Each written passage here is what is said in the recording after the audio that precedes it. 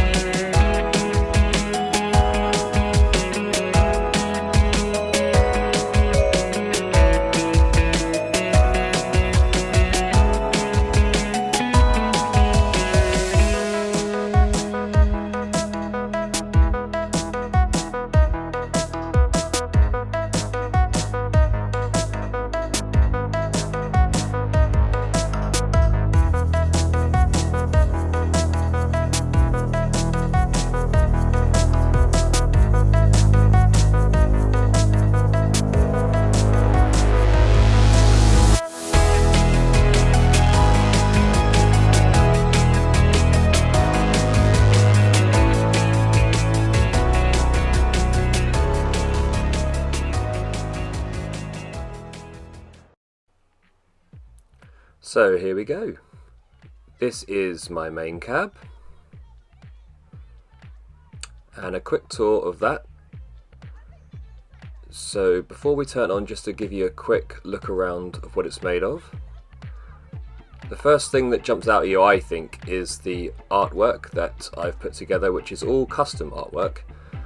And so what I've done is essentially take some artwork that I found off the internet and pulled it into Adobe Illustrator to clean it up and create these to the dimensions of the cabinet.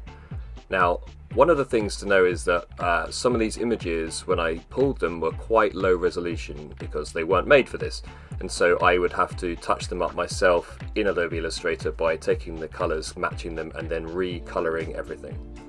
Now, the ones I'm most proud of are these huge ones on the side, which I absolutely love the design, so shout out to whoever drew these, they're fantastic. But it took me quite a while to recolor these, but I think you'll agree the result is worth it, and they look absolutely fantastic on the side there.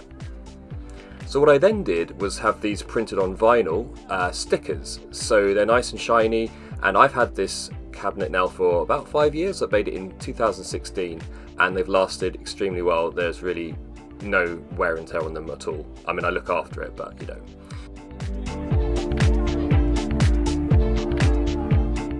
Also to note, actually, as a bit of an aside, is that the printing I've done for most of the cabinet is gloss, but underneath the acrylic in the marquee on the control panel as well, it's a matte finish, and that is because I've put this layer of acrylic over the top, and what can happen is with the gloss finish, when it pushes against the acrylic, it can create this kind of nasty, bubbly, smeared effect, and with the matte they then don't do that, and it just has a nice look to it. And of course, by the time the acrylic's put on top, you end up with the gloss finish anyway, but purely from the acrylic and not from the vinyl.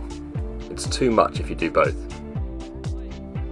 So yeah, and then also what I've done here is, in my design, work out where I'm going to put the buttons, and for the sort of main buttons I've left them sort of a bit free flowing, but for the start select and the player 1, player 2, I've sort of added in a little bit of a background there to make it look a little bit more professional, a bit neat and tidy. But these buttons are all mappable in MAME as well. And oh yes, also to note that I have included a little drawer here. It's not in there right now, but this is where the keyboard and mouse go. I haven't really had to use it very often, but you know, sometimes when you're changing the settings, it's useful to be able to access in the Pi. Now here are the speakers there. I spray painted those orange myself as well. And at the bottom here is a kick plate that I just bought a piece of sheet metal from a local hardware store and cut that to size. Just really to add again a little bit to the look and feel. And then this is the screen that I'm going to be replacing, and you can see it's full of dust right now, but also the edges there on the bezel aren't very neat and tidy. So that's something I'm going to try and address today. And last but not least, the nice green, lovely bright green T-moulding here that I also bought from arcadeworld.co.uk, which I cut using this router bit here. You essentially cut a slot to the exact right depth all the way around the side, and then you hammer that in. Just to look around the back then, and you've got two plates that are removable to give you access to the inside, and I've just cut some really dodgy looking wonky slats here, but this is really just to let the heat out, and you can't see them from the front, so it doesn't matter. I've cut them at the top and in the bottom panel as well, and I'm just going to lift this off now so we can take a look inside. So this is what's happening inside, and first off we've got a couple of fairly cheap 5-watt speakers attached there, and this is the Dell monitor that I bought off eBay for about £45, £40 or something like that, and I've taken all of the casing off just so that it sits nice and flush with the Perspex screen at the front there and takes up less space in the cabinet, and that is hanging off this crossbeam using a regular VESA mount.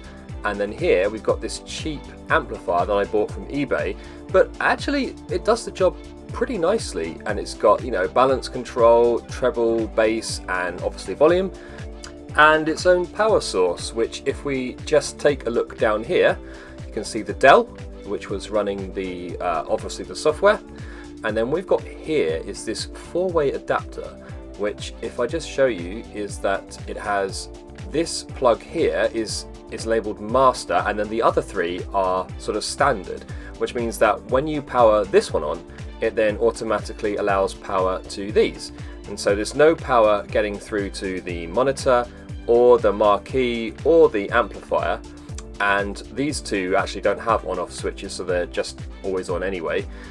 So the marquee and the amplifier power to the speakers will automatically turn on with one push of a button. So when I turn on the Dell, that boots up, and then everything all comes on at once with a single push of a button. So here you've got the switch, and it is wired directly onto the motherboard of the Dell, and so yep, boot the Dell, boot up the machine, and everything comes on at once, all in one go. And yeah, that's basically it. That's how the inside works. So let's take a look at the control panel itself, which can be removed fairly easily just with these 4 screws. So just take that off, and then carefully lifting this off and flipping it over, you can see inside exactly what we got going on here. And I need to make a few adjustments now that we're going to swap it out for the Raspberry Pi. So what we're going to do is make sure that on both sides, player 1 and player 2, they are plugged into the zero delay boards in exactly the same configuration, because on the Dell with the software that I had running there with MAME, it didn't really make any difference, but there is a risk when I turn on the Raspberry Pi that sometimes they might flip over and go into the opposite way round, so player 1 becomes player 2. So really what I want to do is make sure these are configured the same on both sides, so if there is an accidental swap, it won't matter. And since we're here, might as well just talk a little bit about how I've done this. So, layered it up with this big thick piece of MDF, and then the T-moulding slot cut into that with the router bit that I showed you earlier. And then above that, we got a layer of the vinyl sticker, the actual artwork. And then above that, we've then got this nice clear layer of acrylic over the top. And what I've done here for the sticks is actually countersink them in from the top. So I've cut this hole here for the actual size of the bottom of the mechanism of the stick, and then what you can't actually see is from the top the sticks are actually sat above, and the countersinking then means that they are then flush where I've routed out the extra, and then I have covered over those with the vinyl sticker. So because they're slightly indented, essentially you're getting the full height of the stick, and then on top of that we put the acrylic. And then underneath here you can see I have bolted them through with these cut strips of aluminium, and this is basically acting like a giant washer, and it really grips underneath the wood, and it just means it's not going to rip the wood because, you know, MDF isn't the strongest, and it's just going to hold it nice and sturdy and stop it from moving around and causing damage. And actually, yeah, this stick itself is pretty robust and it works quite nicely over the years. It's held well, and yeah, once it's bolted onto the frame like this, it's not going anywhere, and it's stronger than you think it's going to be. Strong enough anyway.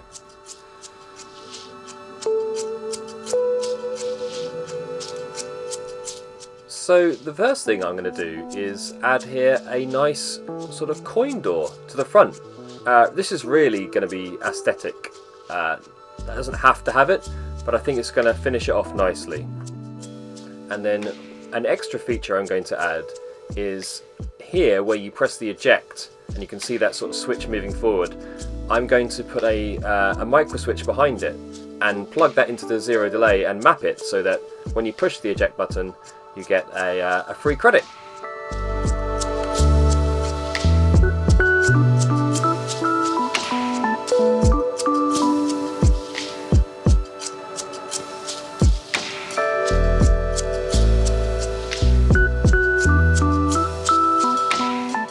Just finding a nice spot there to mount it and line it up with the hammer of the trigger and the micro switch.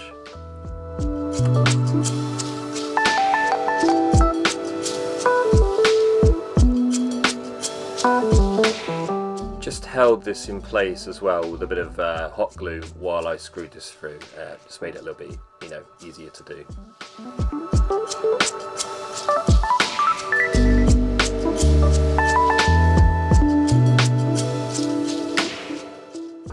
Now I could have used bolts here, but I just opted for some plastic cable ties that I had lying around, and I'm pretty sure these are going to hold well enough and no one's going to see it anyway, so yeah, why spend extra money when you don't have to?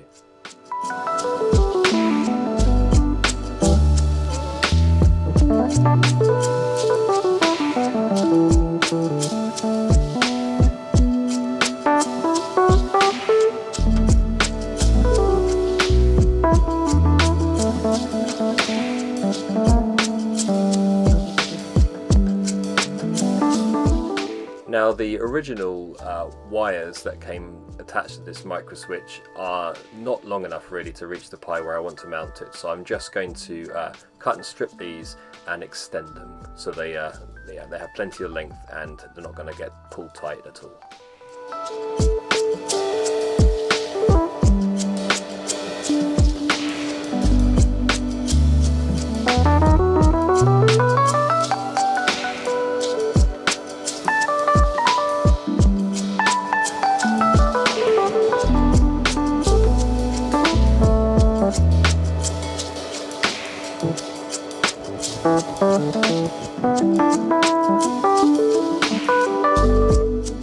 Looking good.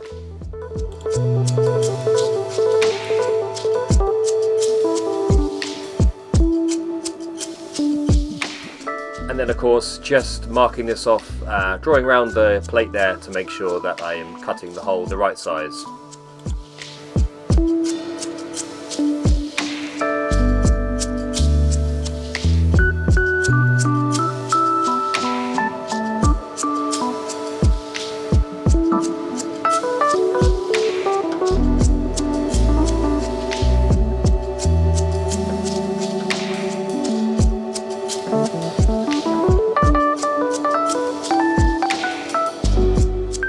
Now always err on the side of caution and cut the hole a little too small maybe first time round, because you can always make the hole larger but you can't put the material back.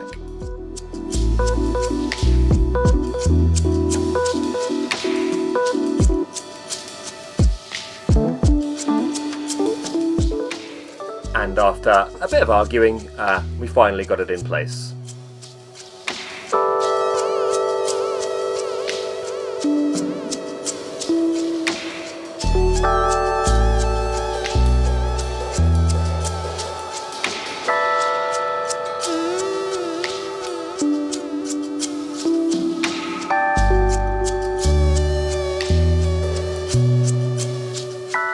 So there we go, looking a lot neater and tidier back here now. The Dell's gone and we've got this nice neat little Pi in the corner, all plugged in.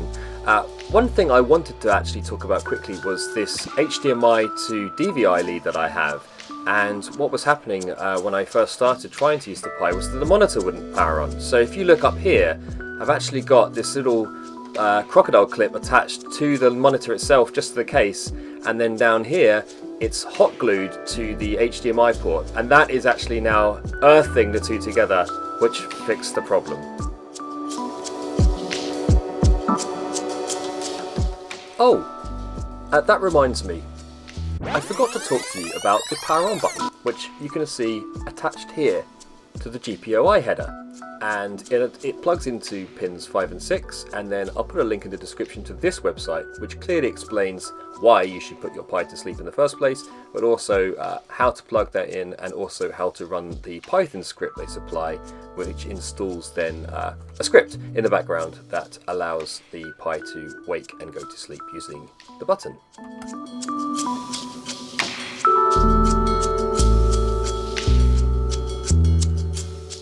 And then, of course, I think it would be very remiss of me not to also credit the people at Arcade Punks, who have this incredible resource of Raspberry Pi images that you can download. And essentially, once you have an image installer, you download the image you like and run a program, and it will install onto the SD card. And this is the one I'm using here, Voldemort version 7, which is a 4x3 image for my 4x3 monitor. And just a quick look here as well to show you that the keyboard and mouse fit quite nicely into this little drawer. And if you do need to make adjustments, as I say, this is the easiest way to do it. So then, as the scary, weird 1960s sci-fi music starts to fade out, I thought it also might be time to show you the last adjustment I'm going to make. Now, this is the Perspex screen that I attached, and I just want to quickly show you this little mount that I made, which I'm quite proud of. And it's actually a carpet rail for edging carpets when you get to a doorway or something like that. And what I've done really is just flatten it out, hammer out all these spikes which usually would grip the carpet, but they're still there, adding a little bit of purchase, and then squeeze the actual tubing part itself. And then this is a really nice slot to then mount the Perspex into. And if I then just adjust the camera a little bit to the left here, what you can then see is how that then attaches to these bits of dowel, which are the same level as the monitor and how squared off. So these then go all the way up, and they just hold that, rest that Perspex in place. And yeah, they are perfectly flush with the monitor, which I have removed the casing from. So now it's just a small aluminium bezel and the monitor, and this then really sort of makes it look like it was intended to be the screen for this machine.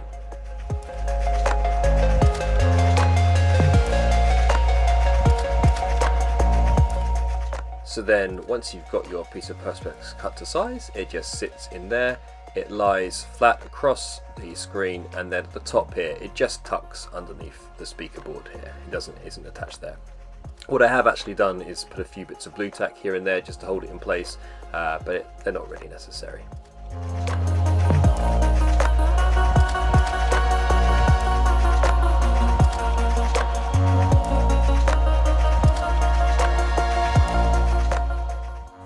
So I thought this time, rather than spray the back with black and mask it off, which was a nice shiny black but was a bit messy and not very neat, I'm actually just going to cut myself a black bezel out of this nice art card and then layer it on, which I think is going to look really good. Yep, that's a nice shape and fit. So what I'm doing here is just checking that the monitor itself is now completely level, and then I'm going to mark this off from the back to get the position of this against the card. And then once I take it off, I will then measure the bezel as well, take it in a little bit, plus maybe a millimeter or two extra just to overlap and make the edges nice and crisp.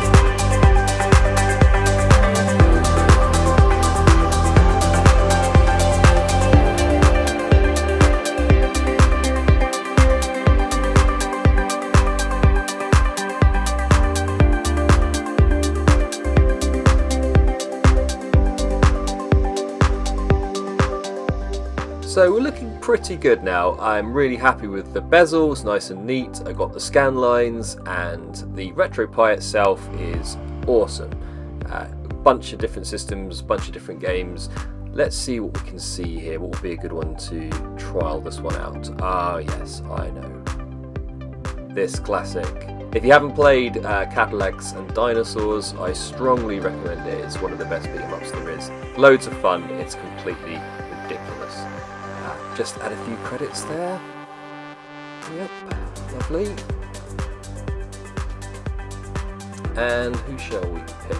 I think this guy. Alright, let's go.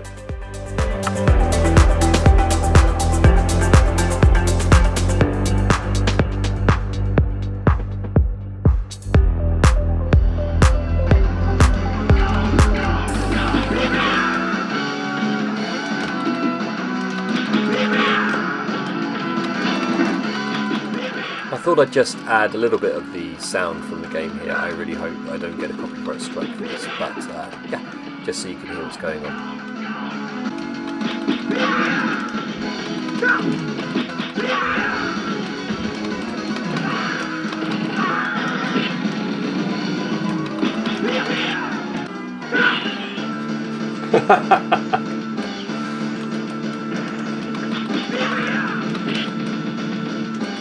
And lastly, my all-time favourite arcade game, I really had to show you and play a little bit of Robocop. I think I'm going to have to talk a little bit over the top of this as well, just because of the music. Wasn't paying attention there. So I can do the first couple of levels of this pretty much without being hit if I'm concentrating, but I'm also paying attention to filming this, and that usually makes me go a little bit wonky. These bikes are a pain. But yeah, if you haven't played this game, I strongly recommend you give it a go.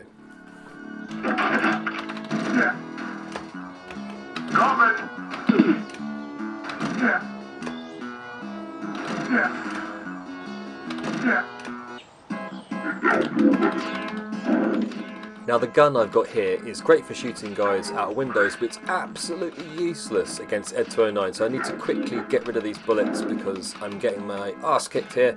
And come on, and now we go. So you just need the regular gun, and he is pretty easy.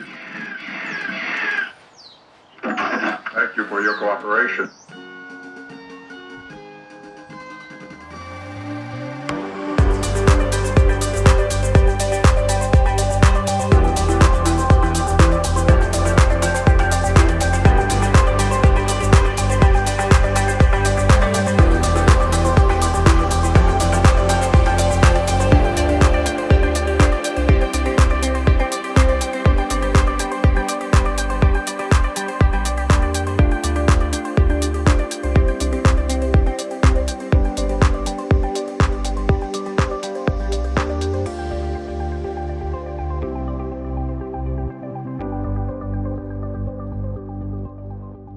So there you have it, my very own Scott Pilgrim arcade MAME machine. What do you think? I'm super happy with it. I mean, I have been for about 5 years, but I'm really happy now with the adjustments that I've made. The coin door, the mech, the way that works. You know, I could have put, made it work so that the coins went in and triggered the credits, but, really, we want to play it for free. I just couldn't be bothered with the faff of having to find all the cash or the fake coins or anything else there. I just thought it was quite a nice touch to be able to just press the eject button and insert a coin. It's just really about the look and feel. It's all fake, really. There's no real hardware in there, but, it just gives you that arcade feel. I really love the nice crispness of the bezel. The Raspberry Pi has really added to that. I actually really like the menu on the Retropi, although I did kind of like the menu on the old one. And obviously the controls, still my favourite thing, with those quality sticks and buttons, really do just add something to it. But what do you think? Let me know down in the comments. Did you like it? Did you hate it? And I'll see you next time on Kester's Forest.